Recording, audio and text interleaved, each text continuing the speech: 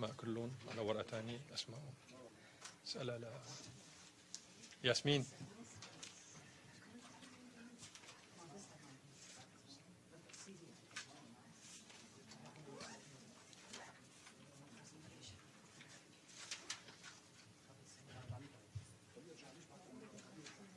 لا اتركوا. Ladies and gentlemen, good morning. I have the pleasure today to introduce to you the delegation of the U.S. Peace Council, led by my distinguished friend Alfred, and the distinguished members of the delegation. They are here today to brief you on their latest visit to Damascus recently and to Syria. They had a fruitful and successful visit in Syria. I wouldn't elaborate too much on it. The details will come directly from the horse's mouth. They will explain to you what they saw, what they heard, and what they know. They wanted wholeheartedly to come to the United Nations headquarters in New York to share all this very important information with the reporters and correspondents accredited to the United Nations, because you are the exposure of the genuine information and the accurate information. So without any further delay, I would like to introduce to you the members of the delegation. As I said, the head of the delegation is Al. Next to him, Henry. Next to him, Joe. Then we have Dana, and then we have Madeline, and then Dr. Bahman. I think Al will inaugurate the speech. So without any further delay, I give him the floor. Thank you very much.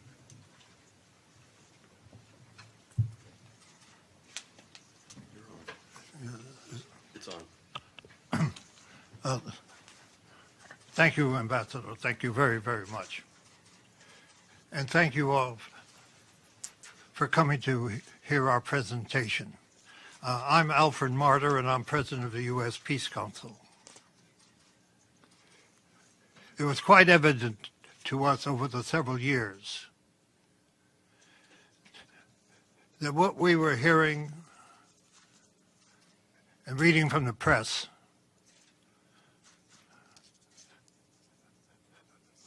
was obviously confusing the American people and the peace movement, the large, vocal anti-war movement that exists in our country. We saw the same pattern of every other invasion, where the leadership of the country was demonized and therefore used as an excuse to intervene in the internal affairs. Our organization, the U.S. Peace Council, is a firm advocate of the United Nations Charter, with deep respect for the sovereignty of all countries, respecting the rights of the peoples of those countries to determine their own destiny.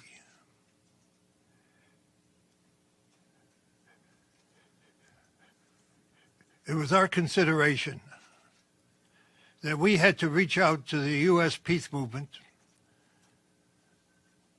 and ask that they participate in a delegation to Syria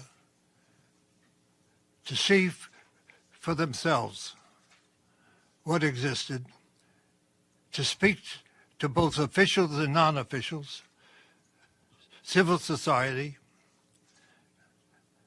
to try to determine for themselves, independently, the situation in Syria and the road to peace.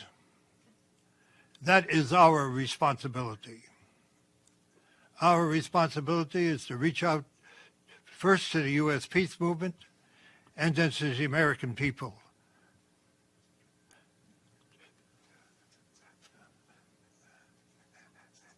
The campaign to confuse the American people has been intense.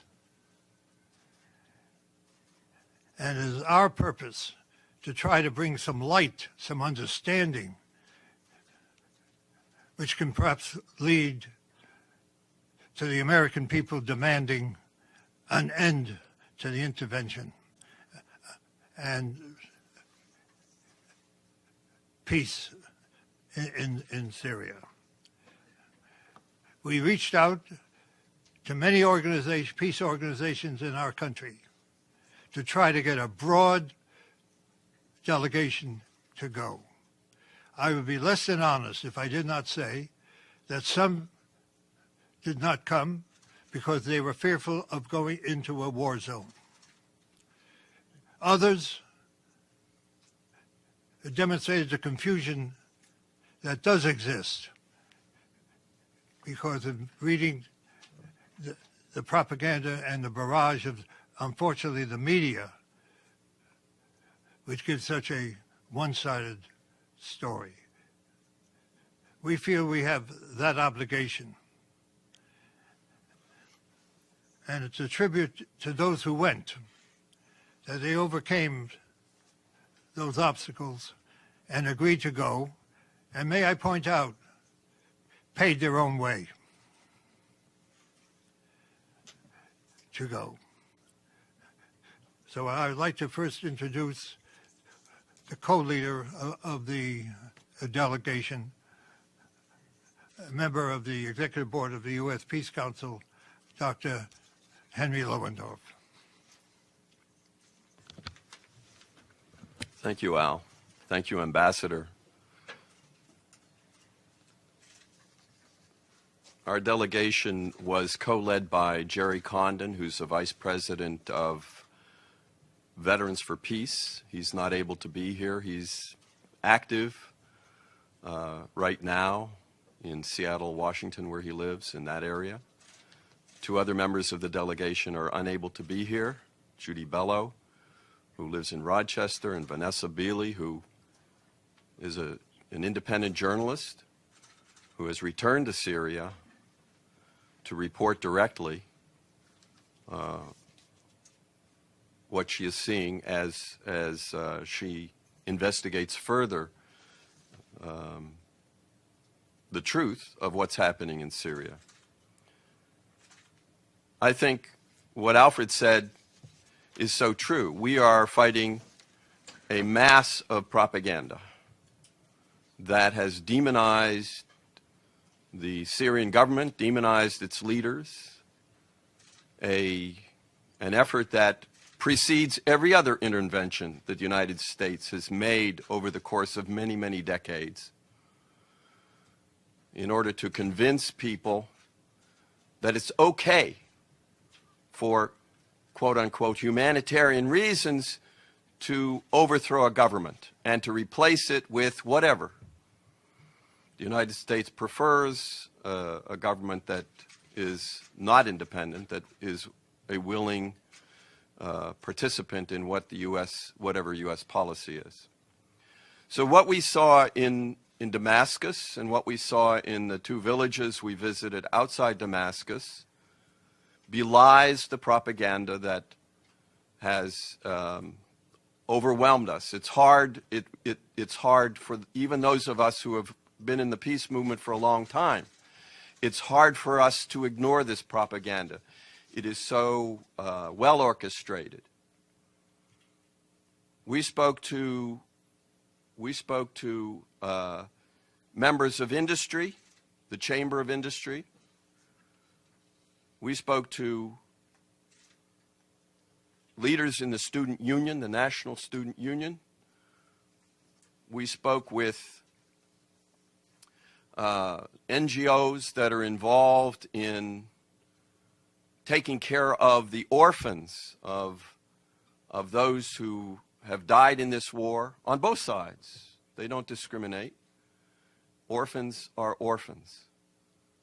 Whatever side they were fighting on, these young people have to be taken care of. We spoke with an NGO that trains women who don't have a skill in sewing because they lost the breadwinner in their family.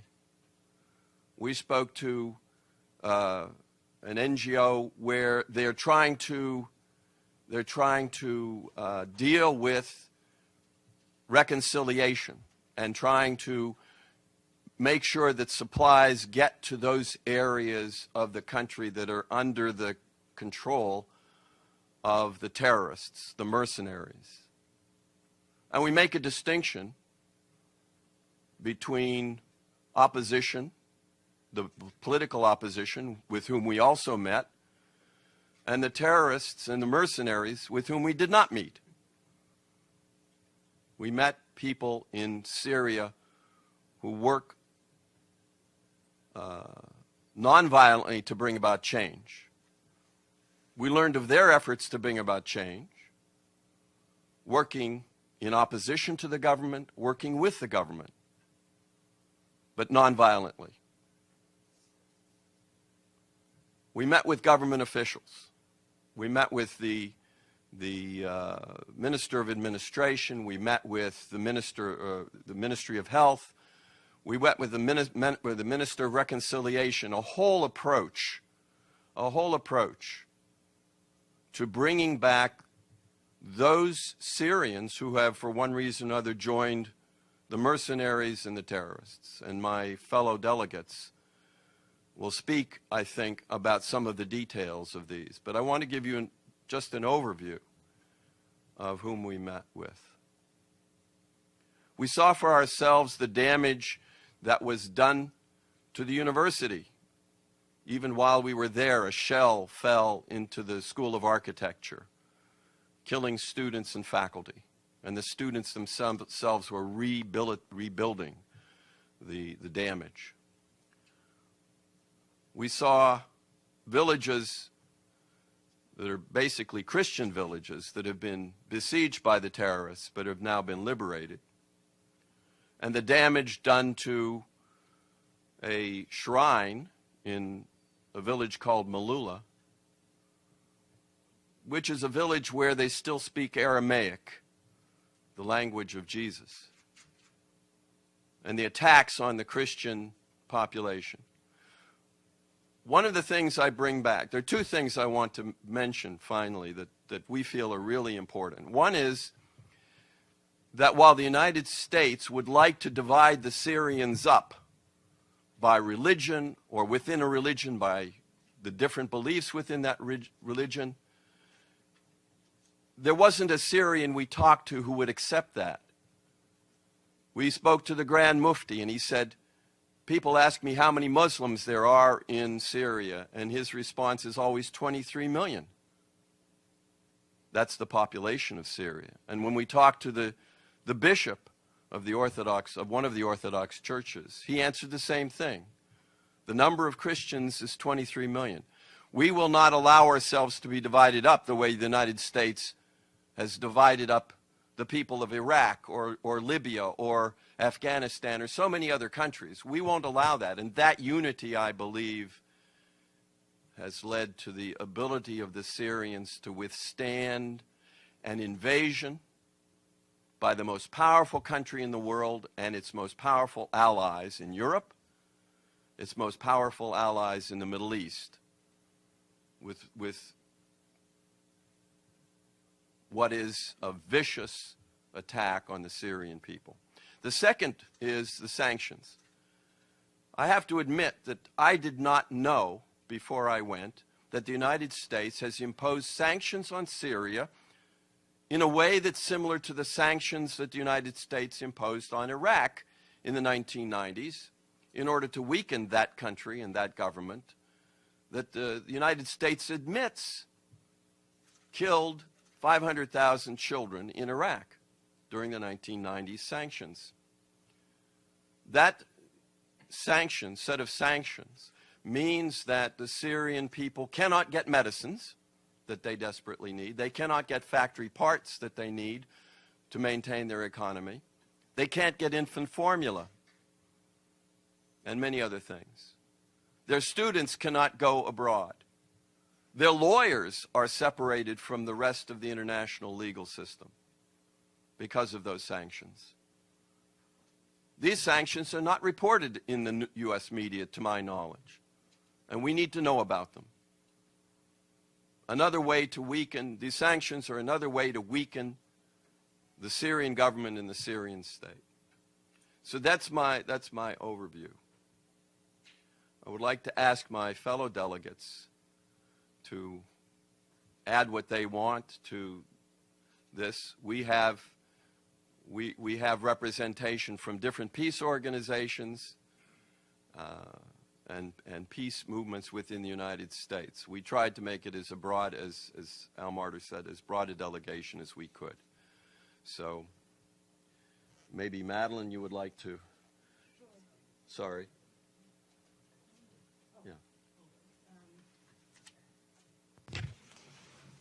My name is Madeline Hoffman.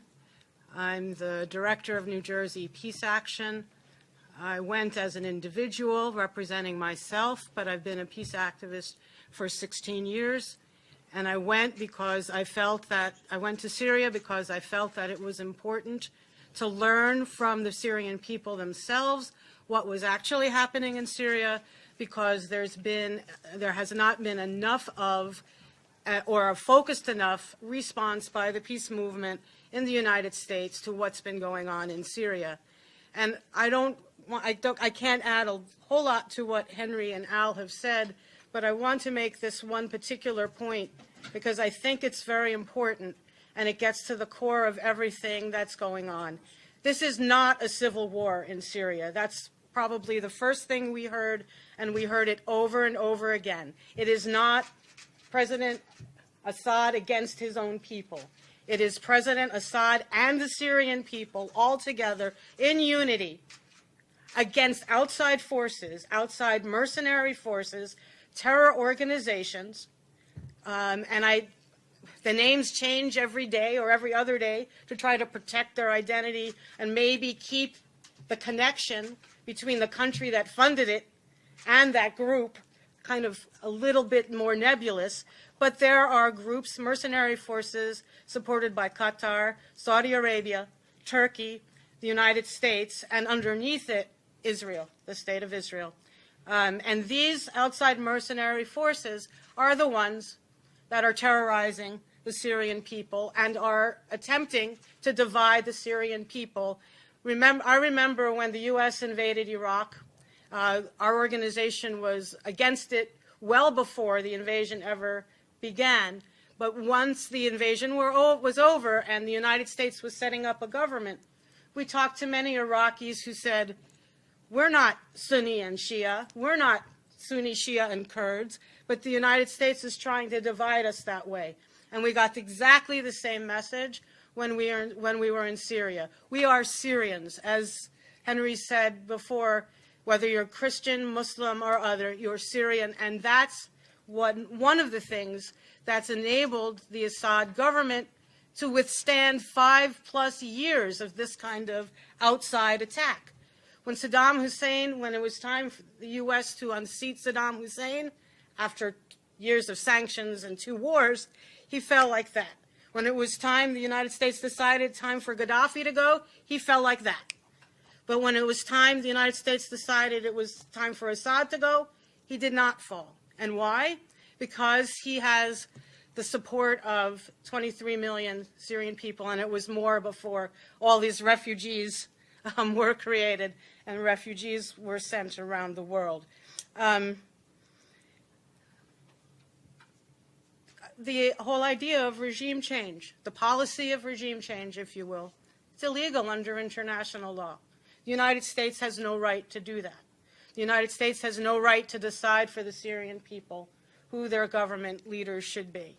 And so during my time there in Syria, I felt that over and over again. Who are we? Why are we presuming to know what's best for the Syrian people? And The other part of this that I think people in the United States need to know is that the Assad government provides free health care, free universal health care to everyone. It's a mission, it's part of the government's mission. Free education for everyone, from primary school all the way through even to university and medical school. And we met with one person, when we met with this one particular person from the nonviolent opposition, we asked him, well, tell us, what are some of your grievances with the Assad government? And he said, well, you just heard that it costs about $50 a year for people going to medical school. We think that's too high. I mean, he was being somewhat facetious, of course, but these are the kinds of policies that our citizens here in the United States are calling for: tuition-free college, universal health care. So the Assad regime, the Assad government, excuse me, is in the business of doing this and providing this to the people. And without a doubt, even the nonviolent opposition parties who had issue with issues of democracy or corruption prior to 2011, everyone has thrown themselves in behind the Assad government, because that's the best hope, the best bet for the Syrian people. And so lastly, I think I want to echo what Henry said, that to a person, people asked that the sanctions be lifted, because those sanctions, while we were there, somebody came and said a certain pharmaceutical company, which name I forget at the moment, was refusing to send childhood immunizations from the United States to Syria, causing great harm to Syrian people. It's not how this country or any country should act within the world community. So the sanctions, as we've learned many times, do not hurt the governments they're intended to hurt. They hurt the people, and so they need to be lifted. We also heard that the border between Turkey and Syria needs to be closed so that this pipeline of trained groups, terror groups, is blocked, and no more of those groups get into Syria. And finally, and this is where we come in as the United States, that the United States needs to stop supporting some of those outside terror groups. All the support for the outside terror groups needs to be withdrawn and allow the Syrians to fend for themselves. The Syrian Arab Army is fighting for its life and fighting for the life of Syria. And we need, as a country, to acknowledge our role, what we are doing to cause harm and destruction to the Syrian people, and we need to stop it, and we need to stop it now. And that's why one of the reasons, one of the things I'll be saying over and over again since my return from Syria. So that's me. Thank you. Donna. Did Bauman want to speak first? Bauman, do you want to say something? No. Donna wants to. Okay, my name is Donna Nassor. I have been a human rights and peace activist for as long as I can remember. I'm not going to tell you how many years, because then you'll know how old I am.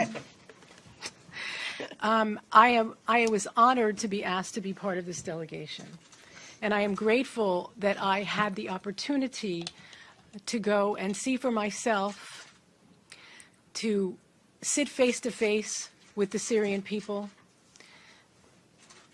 to share this time with this delegation so that we can all work together, coming back in cooperation to try to bring the message and the truth back to the United States.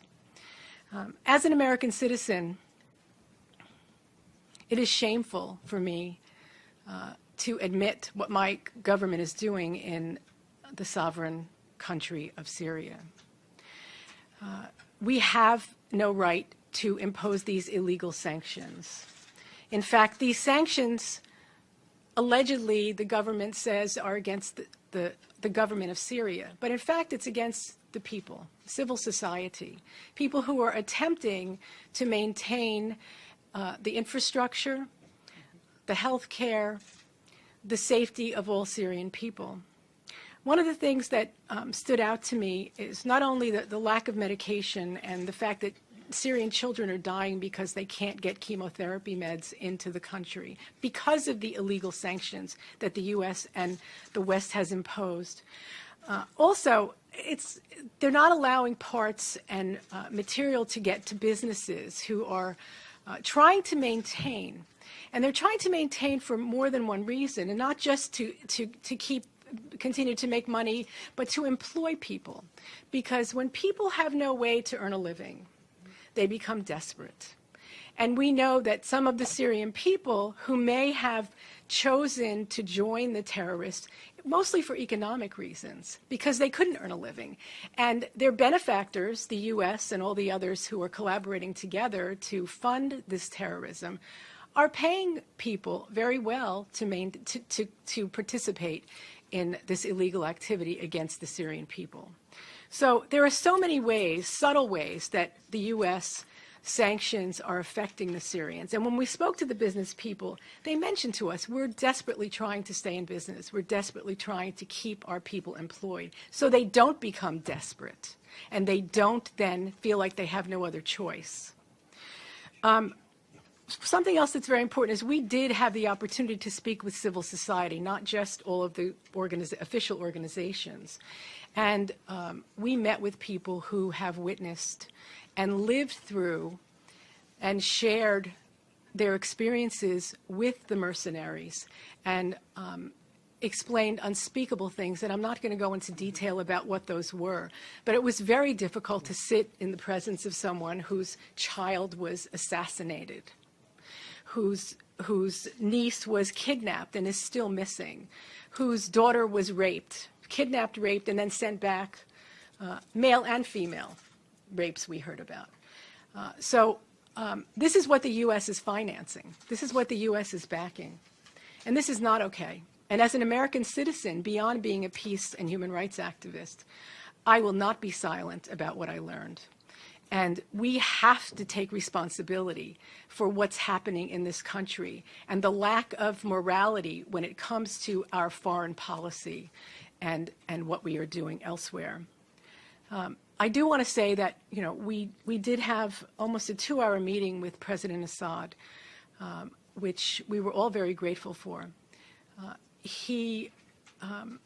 After listening to him, after listening to all the voices of civil society and the groups and the government officials that we met with, if you think about it, it makes no sense what the U.S. media and Western media is reporting. It makes no sense that Assad, who is trying to maintain the infrastructure and look toward the future for the Syrian people, would be the one destroying hospitals and all of these places that the U.S. media and the Western media are claiming that he is the one responsible for destroying. It just doesn't make sense. He is interested in the future for Syria. He told us flat out, you know, when this is over with, we can have another election. If they don't want me, they don't want me. That's fine. But for now, I've been elected to lead this country, and that is what I will do. The last piece that I want to talk about is, you know, having been a student and scholar of restorative and transitional justice for many years, I was really very, very impressed and excited about the fact that they have a ministry of reconciliation, that even in the middle of the trauma that the Syrian people are involved in at this point, they are looking towards the future and they're dealing with people in a restorative and healing way already. So if someone has joined if some Syrian citizen has joined the mercenaries, they're literally going, and if they put down their arms, they are welcomed back into Syrian society. And they're fed, and their families are fed, and restorative justice techniques are being used so that you don't have a group of Syrians now who are feeling outside of society. So everything that I've said, I will continue to say, and I will continue to share with other people. And I feel now that since we have been there, we are now capable of sharing truth that, unfortunately, our media has not been offering the world. And we intend to not be silent from here forward. And thank you all for listening. Joe. My name is Joe Jameson. I'm coordinator of the Queen's Peace Council, which is a an affiliate of or branch of the U.S. Peace Council, and my background is the trade union movement, so I'm accustomed to speaking bluntly, so forgive me if I do that. I'm reminded of I associate myself with all the comments of my colleagues here, but I'm reminded of the famous comment by the American writer Mark Twain, who once said that it's not what we don't know that gets us into trouble. What gets us into trouble is what we think we know for sure that just ain't so.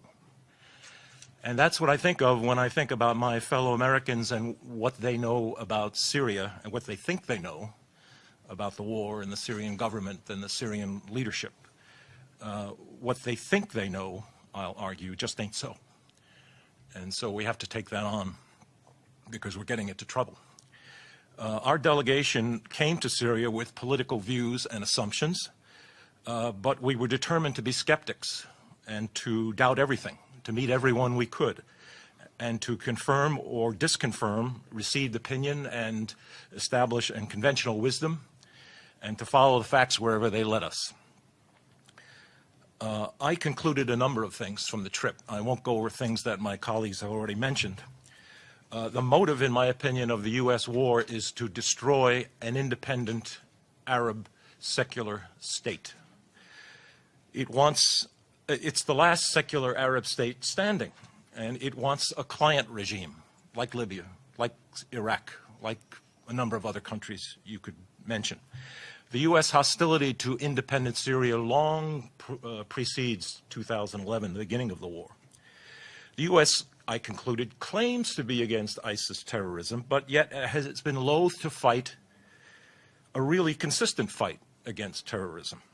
Certain privileged groups, such as the al-Nusra Front, the names shift, are called moderate rebels because they fight the Syrian government, and the U.S. wants that.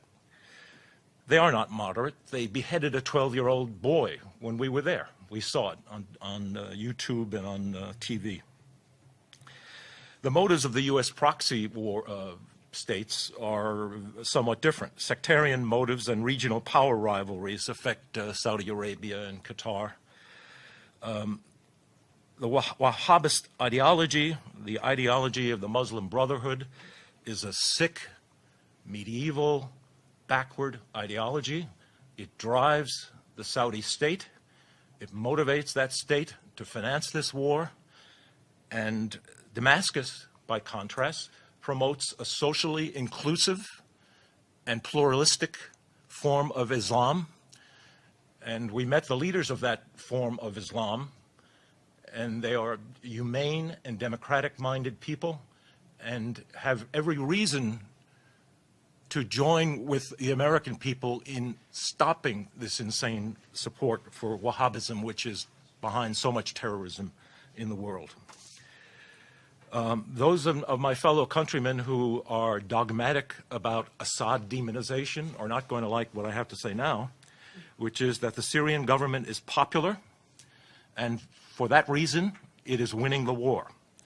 The Battle of Aleppo will probably be decided soon, relatively soon, and maybe the last hurrah, in my opinion, of the foreign mercenaries. The president is popular. His government is recognized as legitimate by the UN. It contests and wins elections. The elections are monitored. There's a parliament which contains opposition parties. We met them. There is a significant nonviolent opposition which is trying to work constructively for its own social vision. Some of it is inside the government, which in effect is a government of national unity. Some of it is in the parliament. We met them. The Minister of Reconciliation, as I think some of us have said, deals directly with armed groups, and he's an opposition leader. So let me conclude, which is that the U.S. policy on Syria, regime change, is not wrong in its details. It is wrong in its fundamentals. It is wrong root and branch. It violates the UN Charter. It violates international law. The U.S. is bombing parts of Syria without the consent of the legitimate government. That violates international law. The sanctions violate international law. I won't dwell on it because Marilyn and Donna have already discussed that. I think out of our trip, flow certain tasks. I think it is the task of the U.S. anti-war movement to unite around a different vision than what it has united around thus far. Thus far, it has united around a feeble vision that is partly false, that partly accepts the dominant State Department corporate media narrative. We must directly and forthrightly challenge U.S. policy if we are to shift U.S. public opinion. Some organizations, alas, buy into the dominant mainstream media narrative. They have not covered themselves in glory by so doing. This is a dangerous moment. Without mentioning names, one of the apparently the leading candidate for president is surrounded by military advisors who are talking about no-fly zones, which means air war against the Syrian Air Force and the Russians, or boots on the ground, which means U.S. invasion. If we're not frightened by that talk, we should be frightened by that talk. This is a dangerous moment.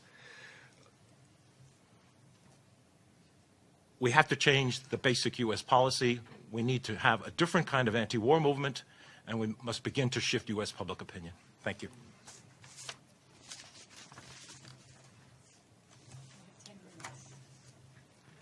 There may be some questions. There may be some questions, please. Please. Hi, good afternoon, or good morning, rather. Luke Vargas with Talk Media News. A question for Mr. Martyr to begin. You said that the media is giving a one-sided story of Syria, a one-sided presentation. When you are not invited to Syria to look at Damascus, where do you receive your information about what's happening in Syria? To what outlets do you turn? And a question for Mr. Lohendorf. You mentioned that, I believe this is sort of partly a quote, but that what you saw in Syria, and rather in the capital, belies the well-orchestrated propaganda about Syria. That would seem a bit like saying you visited Middle America because you've seen Manhattan. Do you believe a visit to Homs or Aleppo or other cities around the country would enable you to speak more about the situation across the country as a whole? He asked, what information, how do you get information when you don't go to Syria? Where do you get information? Well, those of us who are in the peace movement have to read the same press that everybody else reads and tries to determine the issues. I just want to add to what I said before. I don't know if people realize that for the last 8 years, every day the U.S. has been involved in wars. Every single day of the Obama administration has been devoted to war. And if you compare the media approach, the U.S. State Department approach to Syria, there's a familiarity. It's Noriega, it's Hussein, it's Gaddafi, one after another, in order to convince the American people that we have the moral responsibility to intervene. And unfortunately, this institution plays along.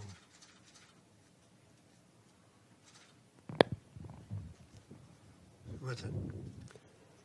This is not accidental. This has confused some of my dearest allies and friends who have said, just like they said about the others, how can you trust them? Without looking at the major issue, what right do we have to intervene in this sovereign responsibility of a people? We're hoping to go back to our friends and allies in the U.S. peace movement and say, we don't have to agree on Assad. We don't have to agree on the government. What we have to agree on is that the sovereign right of a people to determine their own destiny. Period. that the media has played a nefarious role. It's confused people who have spent their entire lives fighting against war and the struggle for peace. Wait a minute. I have to answer his second part, if that's okay. Well, we've waited through 50 minutes of your commentary, and that leaves us 10 minutes to ask questions. So if you really want the media to understand what's going on, you need to hear from the media. But he asked a second question, so I'm answering his question, if you don't Okay, mind. but there are other I'll media be people. brief. Okay, Yes, good. and then we'll take you. So you asked, okay, so we saw 5 days, 6 days of Syria. How do we know the truth? We only know what we saw, and what we saw goes against everything that we read in the United States. What we do right now, here today, is urge you to stop listening to the people that the U.S. government brings out from the Muslim Brotherhood and from ISIS and all the other terrorist organizations. Stop listening to them and go to Syria. The president of Syria said, bring delegations. See for yourself. That's the answer. What we saw is what we're reporting. If you don't have to trust us, but at least accept that there's another picture. I'll take your question, please. Who finances your group? Does the Syrian government give you money to fly to Damascus and travel around Syria? And given that you talked to Bashar al-Assad for 2 hours, did you bring up the issue of barrel bombing by the Syrian government and its allies? And did you discuss the cessation of hostilities that are supposed to be happening? It's just some of my questions. Thanks. Right. Everyone on the delegation paid his or her own way to Syria. It's $1,200 to $1,500 round trip. The Syrian government provided us with security and access to all of the people we asked to see and visit, as many as we could. The Syrian government also covered half of our accommodations, and we covered the rest. That's the truth. You can make of that whatever you want.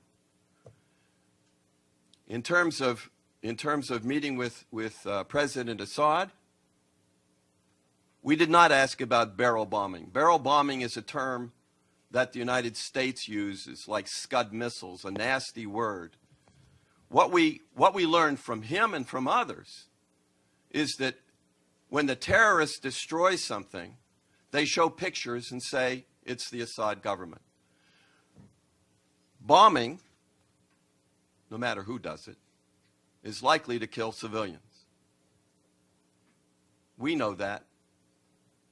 They know that.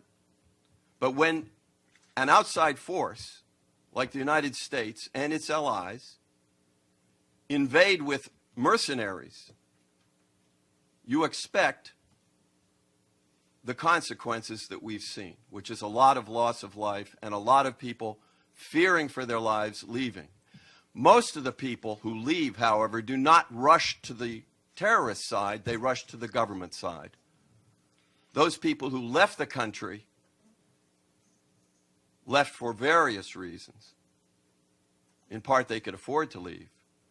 But most of the people who have left their homes have moved to the government side because that's where they're safe and that's who they trust. So you're saying barrel bombs do not exist, or this is an invention of the U.S. government? I'm going to ask for this man. That's the term the U.S. government uses. What do you call them? Well, they're bombs. They're Why bombs. do we call them And barrel bombs? barrels, because they're in barrels or they're tanks. No, they're not. Go Okay, ahead. what are they in? You Yeah, have a you- question. Sure. I guess I wanted to pick up on, you'd said something about, when you said this institution plays along with it, Mr. Martyr, I think you were referring to the UN. So I just want, and any of you are free to take the question, sort of, what do you think the UN's role, in terms of it has a humanitarian presence? It's supposed, we don't hear that much about them from sanctions, but while you were there, did you have any interaction with the UN presence on the ground? What do you think of the UN's performance? And if any of you saw, there was an area formula meeting here yesterday, sponsored by the U.S. mission. What did you think of that I mean, I can imagine, but if anyone wants to, that saw it, what they thought of it. Thanks. Madeline, you want to deal with that? Okay. First, on the issue of the United Nations, and the United Nations role, one of the members of our delegation, Vanessa Beeley, who is unable to be here, she's still in Damascus, has done a lot of investigative, independent reporting on what's gone on in and throughout Syria, and we also heard, we've heard from her on the role of the United Nations, and also from a young man whose family is still in one of the villages that's controlled by outside mercenary forces. And he is independently trying to arrange for a food drop into that area because he can't go in to see his family can't come out. But he has said that the aid is not getting through. And Vanessa Beeley has said that the aid is not getting through. And one of the reasons for that is that it's being intercepted, either by the outside mercenary groups or at times we have heard stories that the United Nations aid is not getting through either because it's going to the wrong side, to the outside mercenary forces, not to people in the civilians in Syria who deserve and need to have that aid.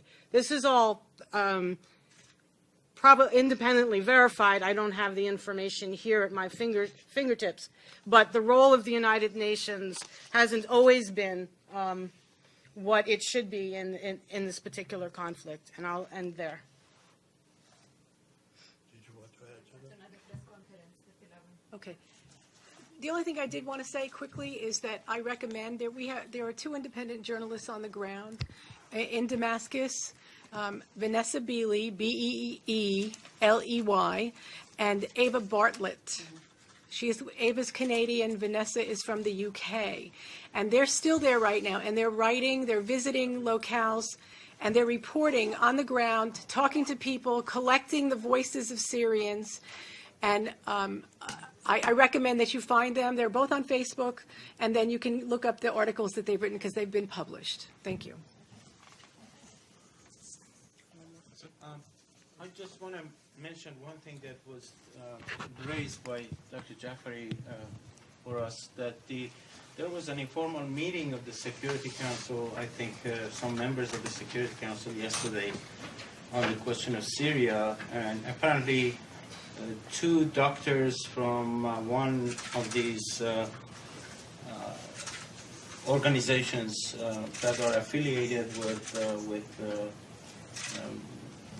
Muslim Brotherhood were brought into the meeting to testify again about the so-called crimes that the Syrian government is committing on the ground. I was wondering if anybody could pursue this issue and find out what the story is, because it seems to me that once again, the propaganda and even military efforts are being intensified after the Syrian government almost closed down their connections to Aleppo. So we should probably expect more intensified fighting again on the side of the West to recapture the grounds lost. Did you want to speak? I just want to say something about there's a translation of an interview with a Dr. Antari, who lives in Aleppo. He lives in the government-controlled part of Aleppo. Most of us weren't aware that the government actually has most controls and protects most of Aleppo, and the terrorists have a smaller portion.